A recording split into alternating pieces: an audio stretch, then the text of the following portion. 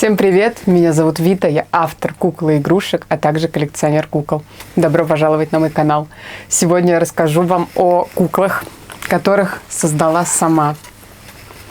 Я работала над ними в течение 3,5 месяцев, и это мое видение главных персонажей из Дунхуа «Благословение небожителей».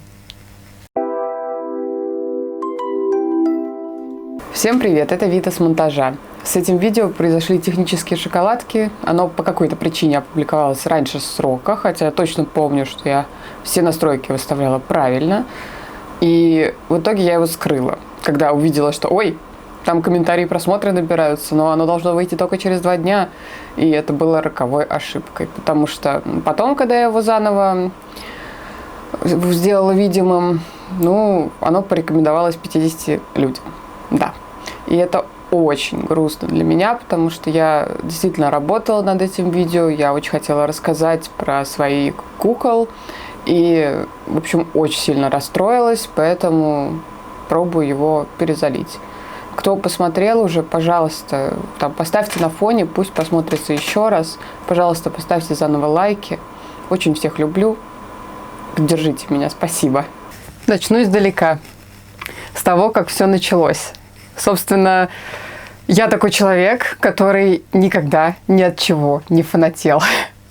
То есть как? Меня увлекали многие тайтлы, меня увлекали и книги, и фильмы, и аниме, и многое другое.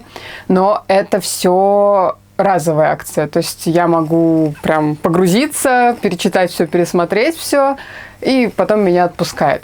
Я никогда не любила фанарт, не любила фанфикшн и вообще не интересовалась фанатским творчеством, косплеем и тому подобным. Не мое это, знаете. Я, наверное, могу себе это как-то объяснить. Может быть так, что мне ревностно, когда кто-то еще трогает мой любимый фандом. Знаете, он мне нравится, и они мне нравятся так, как они созданы, как они есть. Я не хочу, чтобы кто-то их менял, как-то видоизменял, модернизировал, не знаю, на себя примерял личины главных героев, которых я очень люблю. И, наверное, из-за этого, знаете. Но факт остается фактом.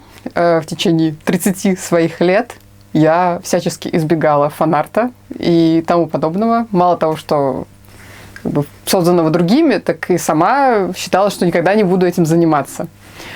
Но все изменилось, когда весной, в довольно сильный свой депрессивный период, тяжелый период, у меня вообще мания сменяется депрессией. И чем длиннее фазы, тем они сильнее и выраженнее.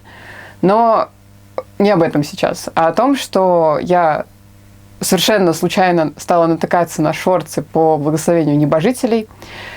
И до этого я уже видела это произведение. Меня не интересовало. Есть и есть. Я вообще как-то перестала интересоваться аниме, манго и тому подобным лет наверное, 5 назад. Прошел мой пик, и все, и у меня все это отошло на дальний план вообще. Но тут я не знала, чем заняться на работе, и решила посмотреть Дунхуа сперва. И я влюбилась в главного персонажа просто с первых же кадров. Как он прилетает, возносится. Я пропала. Настолько меня поразил Селянь, настолько мне понравился этот персонаж, особенно в озвучке нашей студии Дип, студийной банды. И я... Все, не знаю, что еще сказать. Я ничего не поняла из аниме, когда его посмотрела. Но потом я побежала быстрее читать новеллу. Я ее прочитала просто залпом, не отрываясь. Я читала утром, ночью, на работе, в транспорте, везде. Просто так. Я шла домой читая. И да. Я, правда, еще с мангой не ознакомилась. Но там то же самое примерно, поэтому мне уже не так интересно. И я бы не сказала, что я прям, знаете, зафанатела, что я все обклеила себе персонажами. Нет. Просто я Посмотрела, прочитала, потом заставила посмотреть мужа, уже осознанно посмотрела Дунхуа, рассказала ему, что там происходит. Потом мы ездили в отпуск, и я заставила мужа послушать книгу. Не, ну что значит заставила? Он так-то не против. Он у меня тоже такой человек, которому нравятся такие штуки. И, в принципе, мы все получили большое удовольствие. И как-то все, я пропала окончательно. И потом у меня стали закрадываться мысли, что я бы хотела, наверное, сделать этих персонажей в виде своих фури-кукол, которых я только-только начала разрабатывать. То есть у меня буквально была одна кукла сделана на тот момент, то есть этот проект только начинался. И тут мне пишет Анастасия Абрамова, предлагает поучаствовать в ее выставке Doll Market, которая 3 ноября проходит или будет проходить, не знаю, когда я выложу это видео, наверное, после выставки.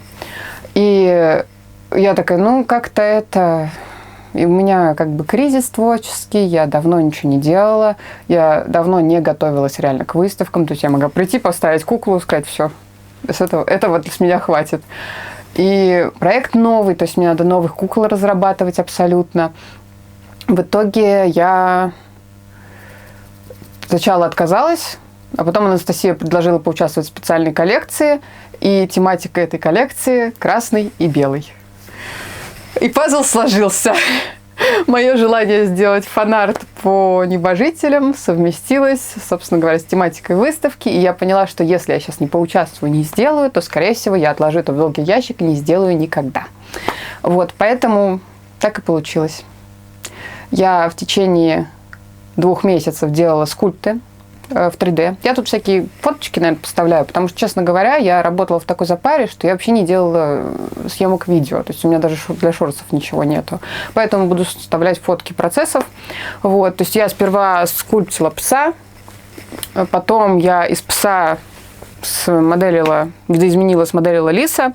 Ну, самое сложное это было смоделить лапки, пальчики, вот эти все элементы, подушечки, чтобы оно все стыковалось друг с другом. Сами понимаете. Вот, и уже в августе я все это печатала, проверяла, как работает, дорабатывала, если что-то не получалось. И весь сентябрь и октябрь я шила. Нет, получается, в сентябре я еще заканчивала покраску всех этих элементов зверячих. А вот в октябре я их обшивала полностью, то есть и тела, и одежду. То есть я это сделала за месяц. Ребята, не делайте, как я. Я не спала практически, не ела ничего. Не знаю, я не общалась с мужем, не гуляла с собакой. Я просто вот все выходные я вставала, садилась за рабочий стол вот за этот и не вылезала. Все, до поздней ночи. А в остальные дни я работала в литейке также с утра до ночи. Ну, как бы да. Я в конце поехала кукухой окончательно. Вот. Но я довольна, что я все сделала. К тому же нужно было прислать фото для анонса пораньше, поэтому мне пришлось как бы поторопиться и закончить раньше начало выставки, хотя обычно я все в последнюю ночь доделываю. Но тут прям получилось удачно. Я за неделю примерно закончила кукол, сделала фотографии и дальше уже там занималась какими-то доработками, не знаю, что еще делала? Фоточки выкладывала. Сделала еще несколько фоточек. Вот сейчас видео снимаю. В общем, это здорово, когда ставишь себе дедлайн немножко пораньше, и в итоге у тебя есть еще время перед выставкой чуток что-нибудь сделать. Правда, не все я успела, конечно, потому что выставка уже завтра. А у меня лежат коробки неоформленные, у меня не оформлено ничего для стенда. Ну, то есть, как бы у меня куплено все, что нужно, но надо сейчас будет этим заниматься.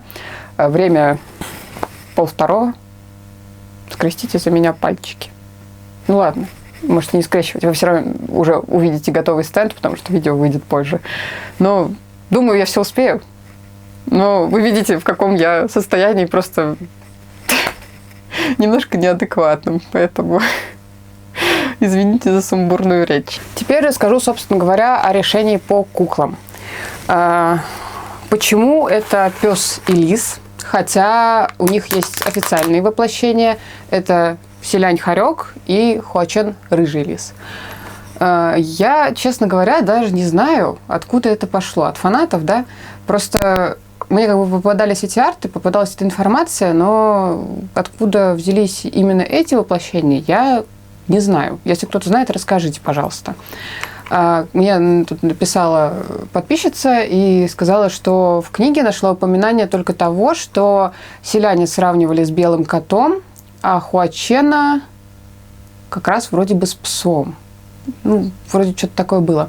Я вообще изначально знала, что именно Хуачена я хочу сделать черным псом. Я прям видела этот образ в течение всего погружения в фандом.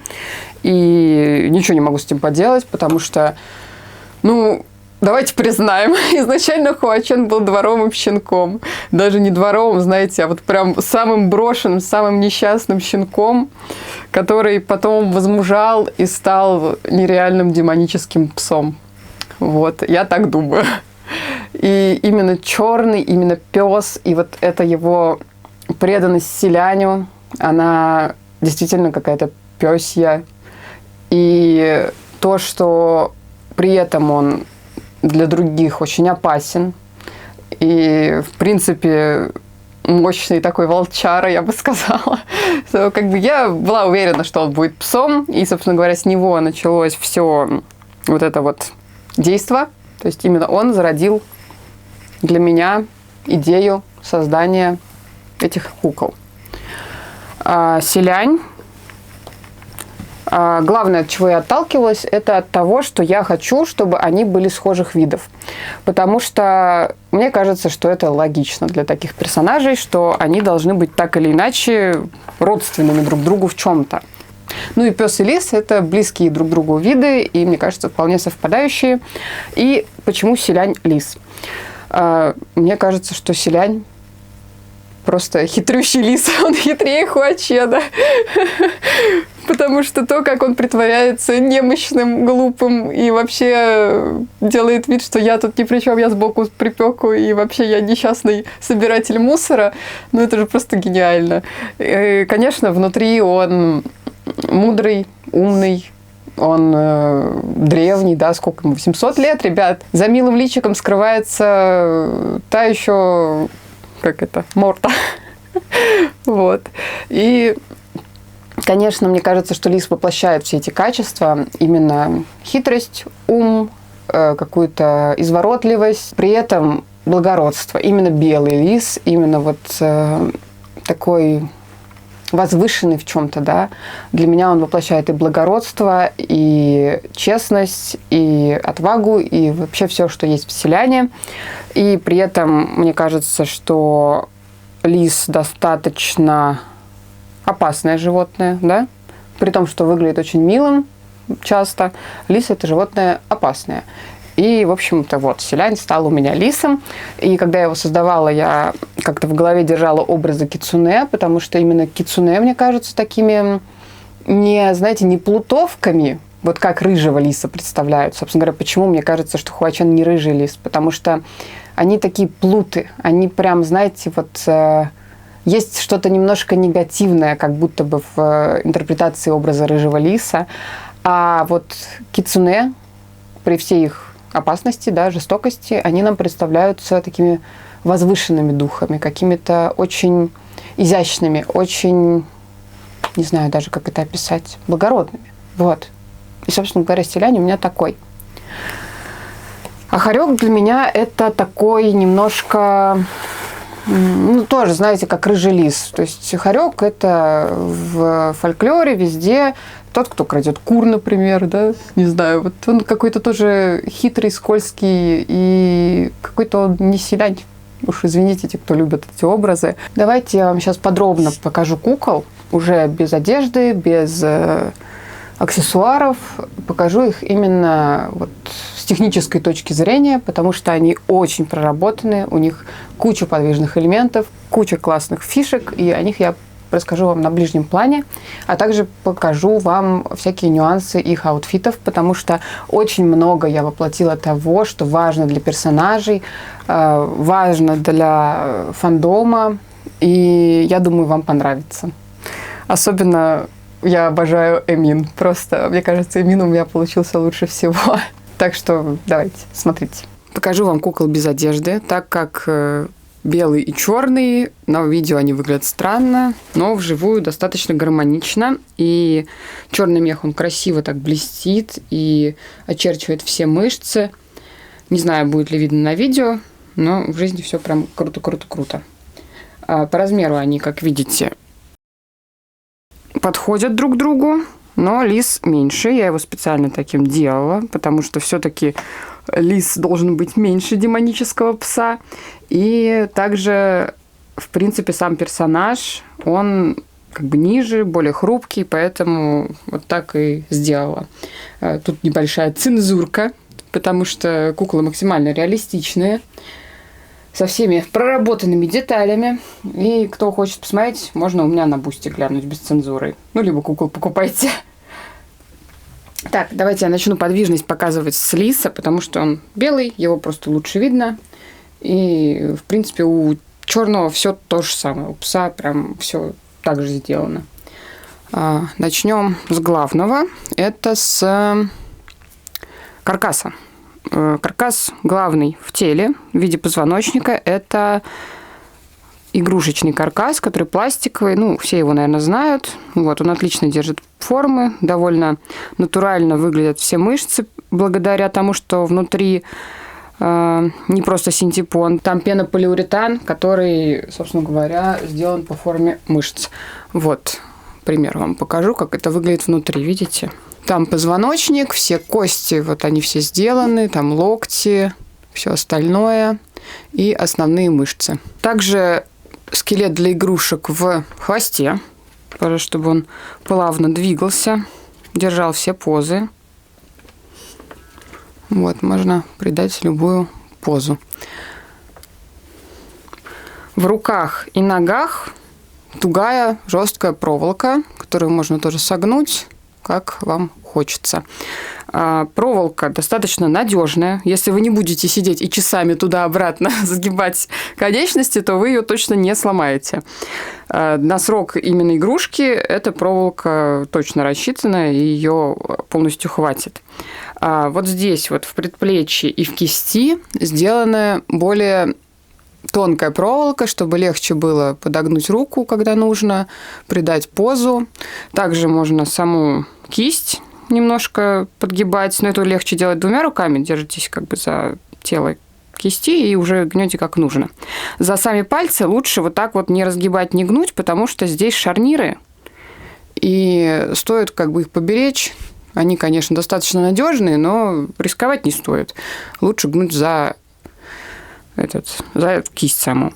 Так, попробую поближе вам показать. Так, вот, видно, что там шарнирчики, они все сгибаются.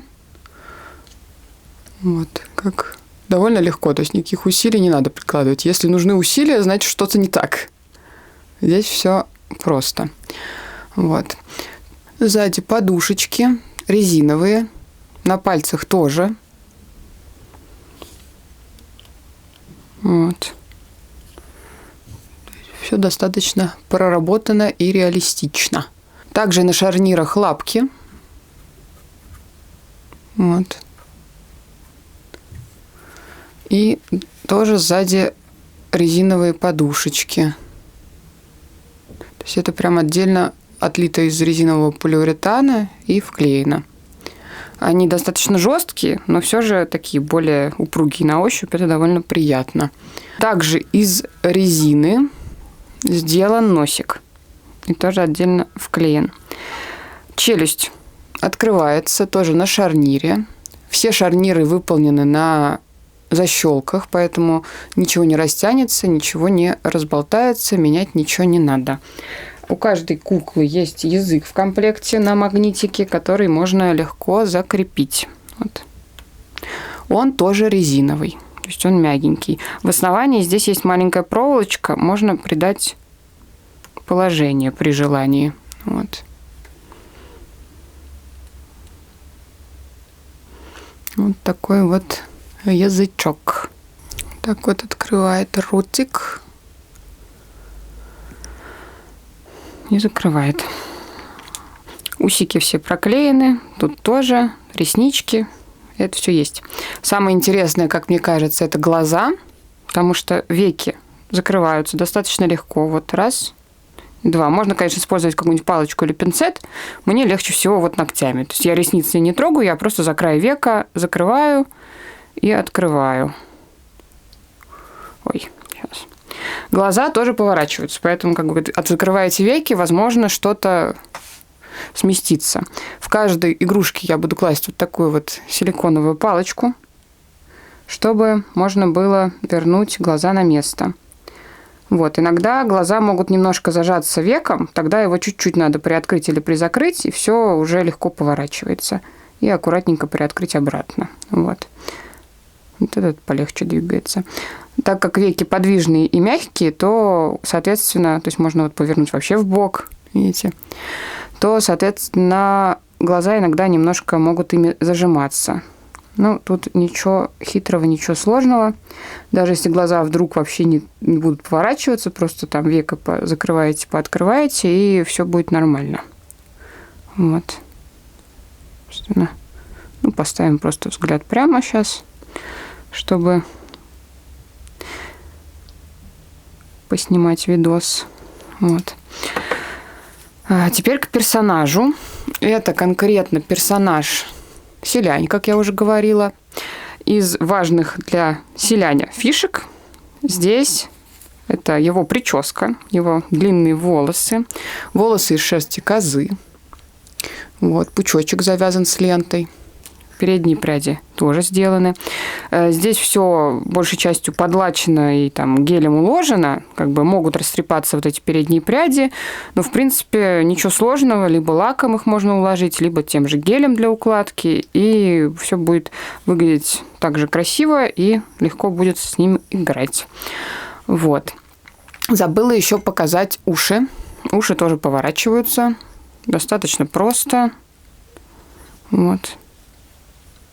То есть можно как-то его тоже поразвлекаться с ним. Ну, чуть-чуть можно назад отодвинуть, чуть-чуть вперед. В общем, с ушами тут можно тоже что-то сделать. Очень интересно было бы какие-нибудь стоп-мошены поснимать, но у меня уже нет на это времени. Поэтому давайте так покажу вам. Что еще для персонажа? Конкретно для персонажа тут, конечно же, очень важная вещь. Это цепочка с кольцом прахом Хуачена, который он подарил селяню. Вот такое вот колечко висит. Канги. Канги вырезаны из кожи. Ну, я тут сделала просто имитацию, потому что там у самого персонажа эти канги очень детальные, и как бы из кожи бы я это не вырезала, а смоделить это я уже не успела. Хотя вообще была такая идея, то есть смоделить и сделать как пластиковые украшения, как у какой-нибудь Барби, да, какие-нибудь пластиковые ожерелья. Но так даже мне нравится больше, потому что она менее заметная, она более тонкая. Здесь крючочек, то есть можно расстегнуть и снять, и как бы сделать вид, что все у нас селянь освободился от проклятых канг. То же самое на ноге, то есть вот она тоже на крючочке. Ну и также у него в комплекте все бинты есть, чтобы ему замотать эти канги и чтобы персонаж выглядел прям как в аниме. Теперь давайте про пса.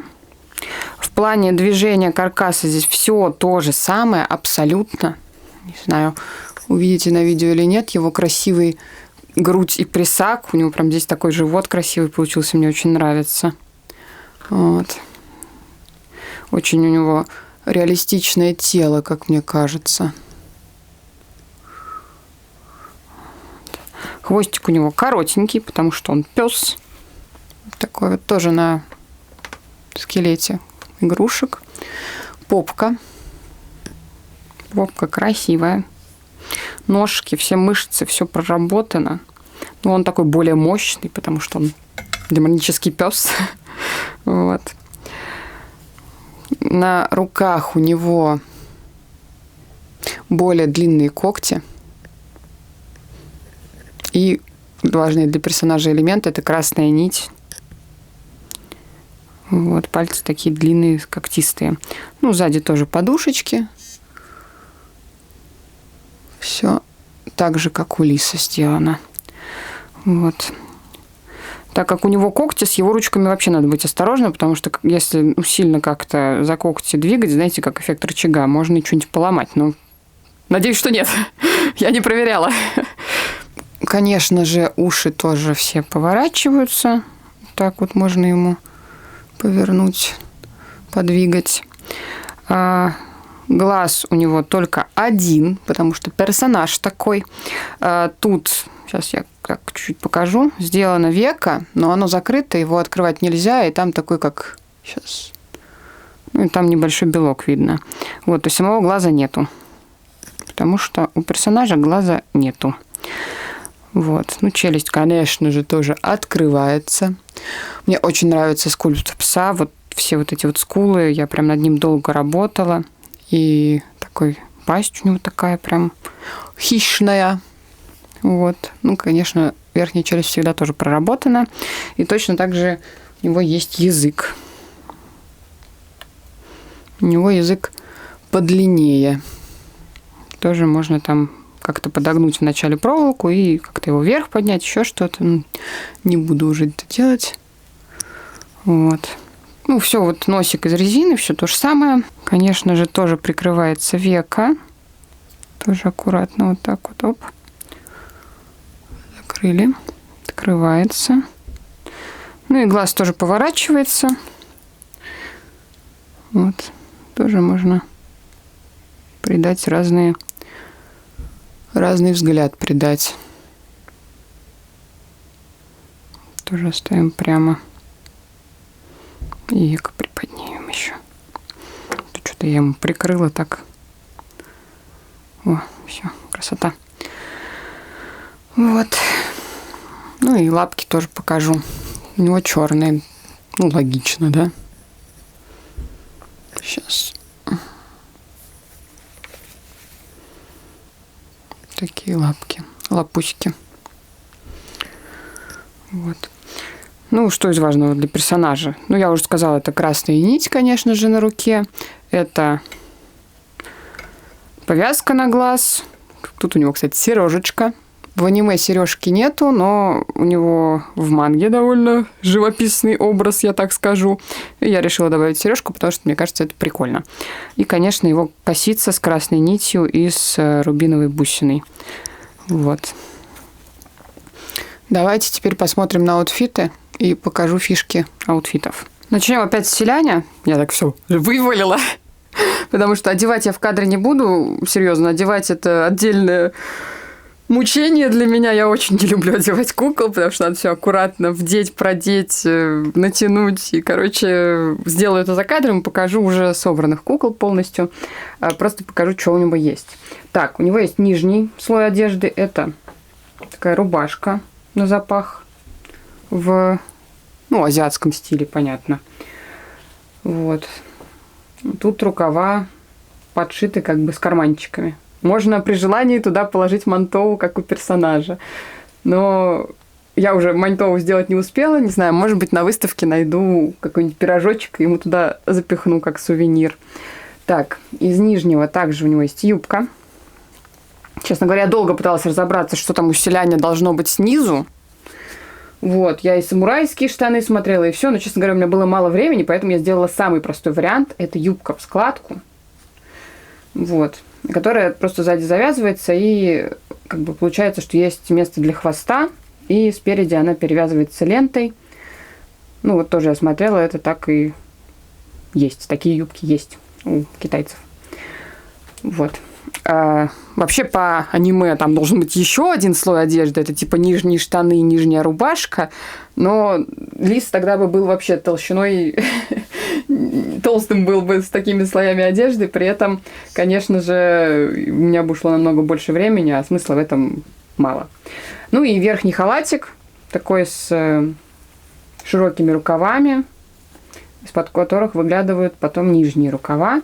Он тоже на завязочках вот так вот. Сзади дырочка под хвост. Все в шерсти. Вот. Сзади дырочка под хвост. И, в общем, все красиво надевается. Потом поверх всего этого идет пояс. Пояс на кнопке. То есть ее легко расстегнуть и застегнуть. Ой, сейчас не вижу ничего отсюда. Вот. То есть пояс надеваем, и все вот это великолепие держится. На пояс у него есть... Ой, бабочки полетели. Бабочки. Бабочки потом покажу. На пояс у него есть шнурок с кисточками. Ну, полностью все, короче, по персонажу сделано, поэтому тут все как на референсах. Вот. Также у него есть белые наножи. Я не знаю, как это правильно называется. Я называю это наножи. Как по аналогии с наручами. Вот. Из искусственной кожи сделаны. Вот. Имитация сапогов. Потому что я не хочу прятать лапки и делать сапоги. Я хочу, чтобы мои зверики были именно как зверики. То есть у них есть лапы. Конечно, можно как-нибудь сымитировать, что-то красиво сделать. Может, когда-нибудь и сделаю. Но тут мне хотелось как бы именно переначить образ на зверей. Вот. Ну и один из важных таких атрибутов, красивых, это доули. Доули сделаны из мешковины. Вот. На завязочках, то есть можно спокойно одеть, прорези для ушей. Вообще доули – это шапка от дождя у монахов. Но так как у лиса есть уши, от дождя ему она не сильно поможет, я думаю, но выглядит очень красиво. Он может ее и на спину закинуть, как персонаж, и на голову одеть, и в случае необходимости одолжить Хуачену. Вот. Ленточки. Это шелковая лента 4 мм. Это для перевязки канг. Вот, собственно, у него и на руках завязаны, тоже как у персонажа, такие же ленточки. Они просто заматываются, и все, я их никак особо не креплю. И лента на проволоке. Ну, как смогла, что смогла. Сейчас, вот она. Это жоя. То есть можно дать селяню в руку и как-то ее красиво загнуть, красиво поставить, чтобы выглядело, как будто его живая лента куда-то полетела по его приказу. Еще у него в комплекте, соответственно, язык. Ну, это я уже показывала. Ой, давайте вблизи покажу, чтобы было видно, что он вот такой прям это фактурный. Язык в комплекте. В комплекте 4 серебряные бабочки Хуачена. Они на магнитиках. То есть их можно закрепить на рукав как брошку. Там или на одежду куда-то. Вот тут есть еще дополнительные магнитики, чтобы можно было снизу подсунуть к рукаву и сверху бабочку нацепить. А также можно на какие-нибудь металлические элементы цеплять. Вот, потому что тут и у самой бабочки магнит, и еще в комплекте несколько магнитов, чтобы использовать как брошки. 2 такие вот раскрытые бабочки и 2 такие со сложенными крылышками. Вот такие серебряные. Вот. Ну, также в комплекте будет вот эта вот палочка. Вообще это для маникюра, но они прям идеально подошли для того, чтобы глаза двигать, так как и размер маленький, то есть не гигантская кисть силиконовая, и удобные вот эти наконечники, довольно упругие. И такой брелочек в подарок. Ну, как я могла без какой-нибудь милоты. Вот. Так, с селянем закончили. Переходим к самому сложному, к образу нашего демонюки. Почему сложному? Потому что у него дофига элементов, все они мелкие, и одевать его это просто отдельный сорт удовольствия, я так скажу. Но зато весь образ смотрится шикарно. Начну также с одежды нижнего слоя. Это с короткими рукавами рубашечка, с высоким воротником, чтобы из-под плаща все выглядело красивенько, как это у персонажа выглядит. Вот. На 2 крючочках, то есть она довольно легко застегивается, легко надевается. И это бриджи того же цвета, что и рубашка. Причем цвет тут больше, вот как у персонажа, он не белый, он такой немножко молочный. Если мы сравним с одеждой селяня, то видно разницу. Так, селянь, двигайся. Вот, тут 2 кнопочки, дырочка под хвостик. То есть все довольно просто, но зато выглядит как у перса. Дальше на рубашку надевается такой воротник. Потому что у Хуачена под камзолом то ли у него там еще одна рубашка, то ли что. Но я также нашла, что часто во всяких вот таких китайских образах используются такие нижние, как воротнички, которые застегиваются и создают вот это ощущение второго комплекта одежды снизу. Вот. И, собственно, он у него такой же, черненький. Потом сверху, конечно же, камзол. Его я шила самым первым. И я замучилась, потому что вот эти все штучки я складывала, обшивала вручную, все эти канты. Все как у персонажей. Здесь галочка. Дырка под хвост. Воротник расписывала акриловыми красками. Ну и вот эти полосочки тоже. Выглядит, мне кажется, прям аутентичненько. То есть как у персонажа практически. Вот. Дальше... Дальше у нас наножи вместо сапогов. Но у Хуачена они более мудреные. Потому что у Хуачена, конечно же, его шикарные колокольчики с кисточками. Долго я разглядывала, как это сделать. В общем, сделала, как получилось. И мне кажется, очень аутентично. Вот. С подворотом, как у сапоги у него. И они звенят. Знаете почему? Потому что сзади я пришила по бубенчику. Так-то, как я понимаю, у Хуачена вот это все должны быть бубенчики. Ну, сами понимаете, в таком размере какие бубенчики. Давай фокусируйся. Ты что? О. Вот. То есть сам кукел тоже звенит, когда надеваешь ему эти наножи.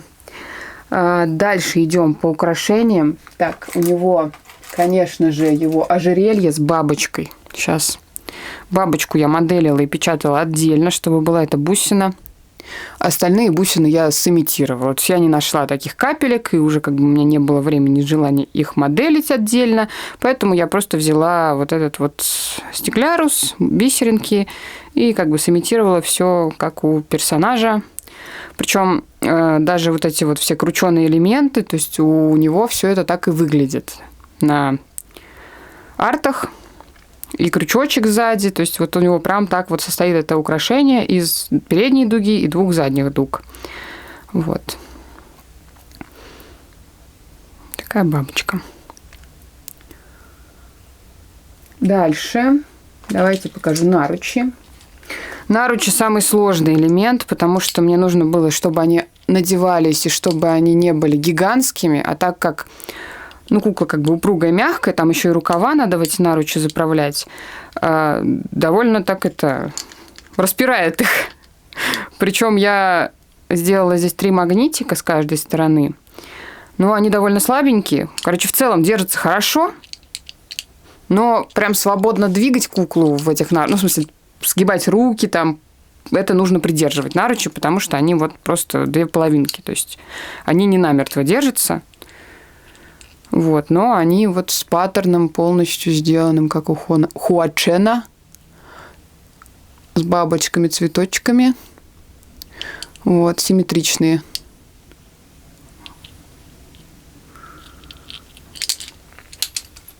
Дальше пояса, конечно же, которые можно носить как браслетики. Верхний пояс широкий, с бабочкой, с верхней половинкой бабочки и с рельефом. Сзади он просто вот, то есть он просто разгибается и надевается на куклу. Без всяких застежек, потому что я подумала, что нафиг. Так легче его и одеть, и носить ему. Нижний же пояс у него застегивается спереди. Поэтому я его сделала больше в диаметре значительно. И с застежкой вот такой вот, как это, грибок. То есть надевается и задвигается. Все. Он застегнулся. И тут, соответственно, нижняя половинка бабочки. Как бы, как у персонажа. Вот. И вот они отсвечивают 2 пояса. Вот. Дальше у него есть зонт. Зонт с Алиэкспресс, поэтому я его сама не делала, но мне кажется, атрибут прикольный, дополняет отлично. Вот такой вот зонт, который раскладывается и складывается. Я не стала уже его дорабатывать как-то там, как у Хуачена он сделал, всякие кисточки вешать, расписывать. У меня уже не было на это времени. Это просто бонус, я бы так сказала. То есть я не старалась сделать аутентичный зонт. Это просто бонус, потому что я смогла его найти. И, наверное, самое важное и мое самое любимое – это Эмин. Я прям горжусь Эмином, я прям горжусь, я очень его люблю. И его моделила моя подруга. Кстати, наручи и пояс тоже. Даша. Она мне помогала, потому что иначе бы я не успела 100%. И так, как бы, Эмин без ножен остался, потому что ножны я не успела сделать. И Селянь без пластиковых канг. Но большую часть хотя бы мы сделали, и прям все круто. Вот. Опять же, все по артам, все кисточки, все украшения. Сама форма Эмина также сделана по аниме и по артам, но она немножечко отличается, потому что мы упростили, чтобы уж совсем не умирать в процессе его создания, чтобы все точно ровно напечаталось. Но вот самое главное – это бабочка на лезвии, это вот этот цветочный орнамент вокруг глаза, это ручка. Это все воплощено. Сзади глаз как бы закрыт. Я, кстати, не поняла, сзади у него есть возможность открываться или нет. Вот, потому что обычно нам показывают с глазом именно с этой стороны. И кто знает, тот знает. Насчет глаза. Это глаз, который я делала в пару с глазом Хуачена. То есть это была пара глаз. Один пошел Хуачену, а один пошел в Эмин. Он тоже двигается довольно легко. Да, это прям мой любимый элемент, что глаз в Эмине тоже подвижен, и что он парный к глазу Хуачена. Ребятки, кто фанат, тот меня поймет. Вот. И ему тоже можно прикрывать веки. Сейчас, фокус. Давай. Ну так, там довольно жесткая проволока, поэтому он туго прикрывается и не полностью, но все равно это же прикольно. Вообще. Вот. Можно еще чуть-чуть. Вот так вот. Ну и обратно можно открыть его. Оп.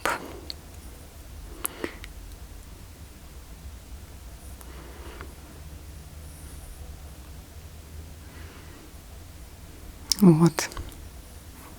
Такой вот шикарный Эмин.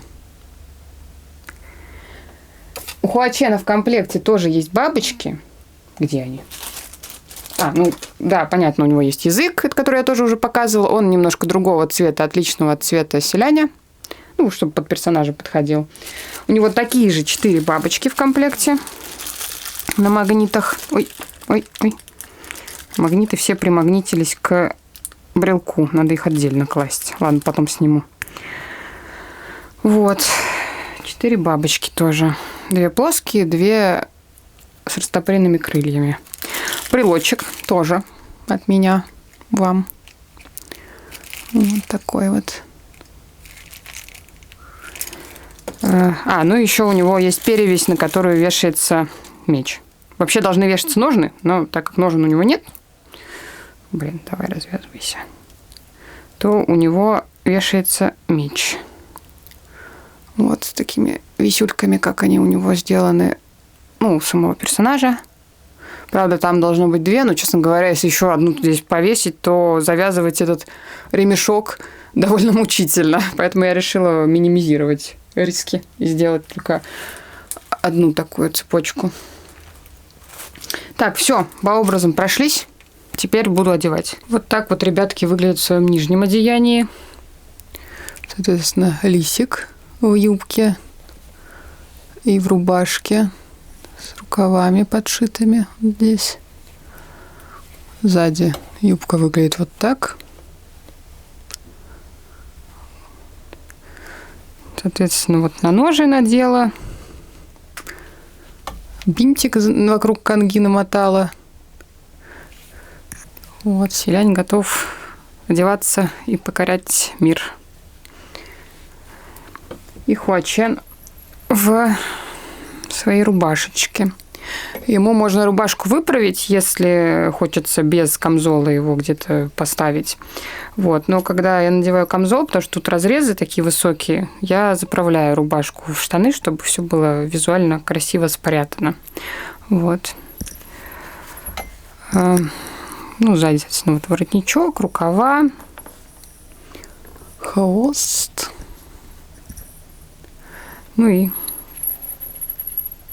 на ножи, которые звенят. После съемки видео таки оформили коробки. С этим помогла, опять же, Даша. Она сделала узор. Идея была моя, как это оформить, но я уже думала, что не воплощу. Но в итоге Даша взялась и сделала. И вот на выставке я досняла коробочки. Ленты тоже все в тему, в цвет. Усиление на тубусе это канги, его нарисованы схематично, потому что от руки. На красном тубусе серебряные бабочки хуачена. А подвески это цветок и бабочка, как символы двух персонажей селяне и хуачена. Все аксессуары это фотополимерная печать, головы, лапы тоже фотополимерная печать. То есть все эти скульпты я делала сама, только с эмином, поясами и наручами мне помогла моя подруга Даша. Их моделила она, потому что я просто уже не успевала. И огромное ей за это спасибо, конечно же, потому что Даша меня всегда выручает. И она со мной будет на выставке. Увидите нас в видео с выставки. И все остальное я делала сама. Вообще все. Я люблю и шить, и красить. Мне все это очень нравится. Собственно, почему я перешла сейчас на таких кукол. Во-первых, мне действительно нравится тематика антропоморфных животных. Я очень люблю всякие вот арты про антропоморфных животных и тому подобное. И это огромный простор для фантазии. Можно воплотить любых животных, и можно каждый раз делать новых. Мне это очень нравится. И мне очень нравится шить образы и создавать аксессуары. Что в шарнирной кукле как-то сейчас как будто бы отходит на задний план, да, потому что много тиражей, чтобы зарабатывать, нужно делать тиражи. Тиражи – это зачастую бланки. Многие авторы, в принципе, не работают над образами сами. То есть вот я сделала скульпт, мне отлили его в литейной мастерской, парики, одежду, все остальное я заказала. Многие роспись заказывают.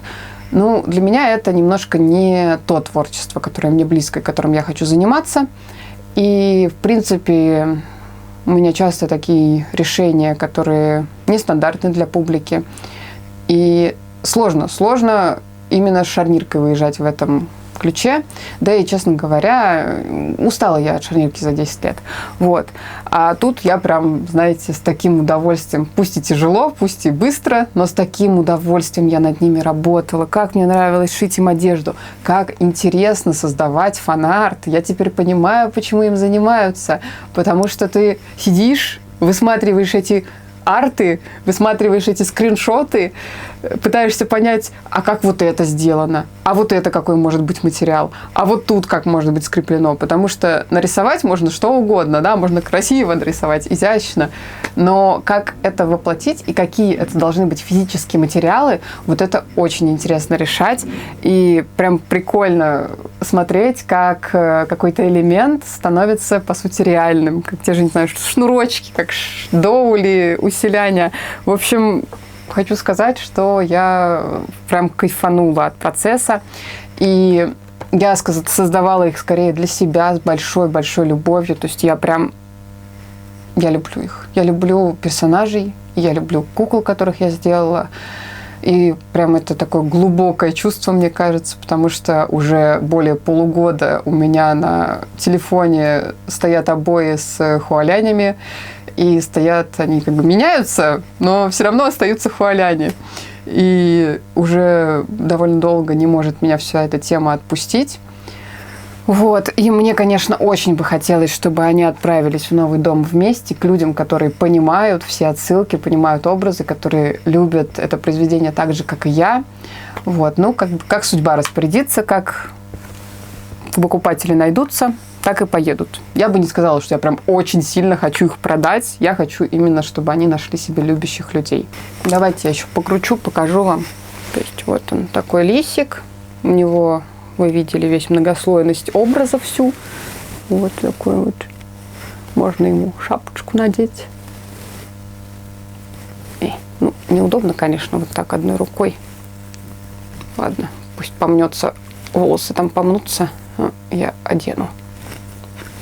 Оп. Сейчас.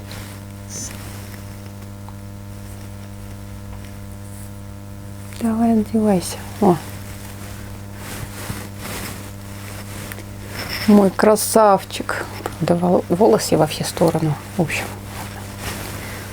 Вот такой вот он симпатяшка.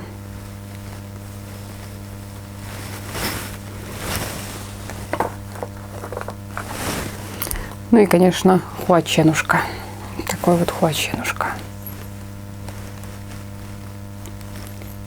Вот такой вот мой пёсель. Вот, не падай.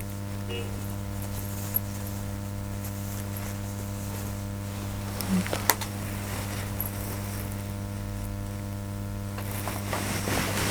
Посмотрела я тут с мужем новую серию Hello Boss. Кто знает, тот знает. Еще один мой любимый тайтл. И муж что-то сидит такой: Луна все-таки лучшая девочка.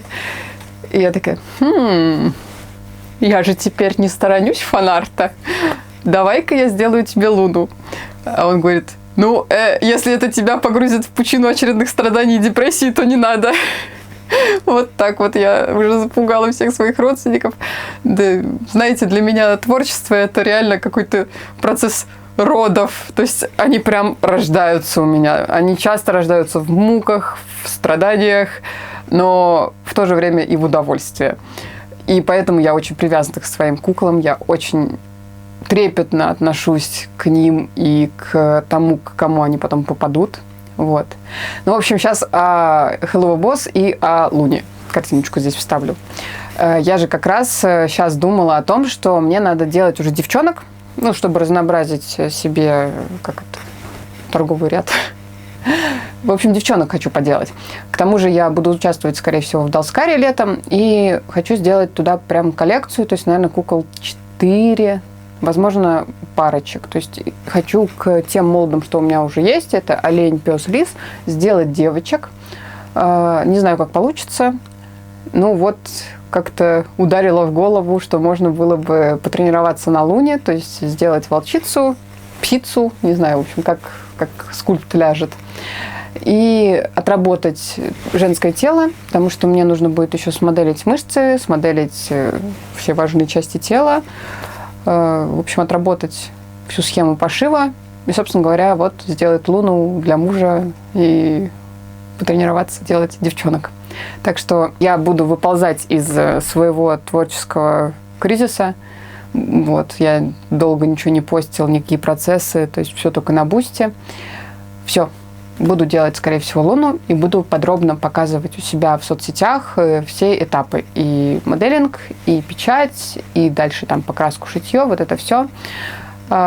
Собственно, подписывайтесь поэтому ко мне в группу ВКонтакте и в Телеграм.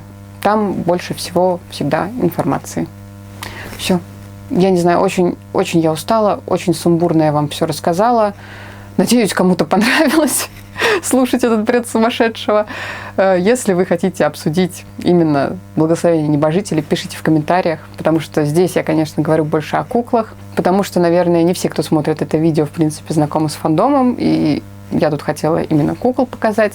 Так что, кто хочет поболтать, пишите. Я вообще с огромным удовольствием. У меня даже на ногтях небожители, ребят. Я таким никогда не занималась, так что с удовольствием обсужу, с удовольствием вообще поговорю об этом тайтле и, в принципе, о других китайских тайтлах. Вот, я тут еще Эрху читала, она мне тоже безумно понравилась, но это, конечно, вообще другое. Это абсолютно отдельное произведение, и даже нет смысла сравнивать и говорить о них в одном предложении. Ну и вообще с другими известными новеллами я тоже знакома, так что с удовольствием с вами обсужу. Все. Замолкаю, иду собираться к выставке. Пока-пока.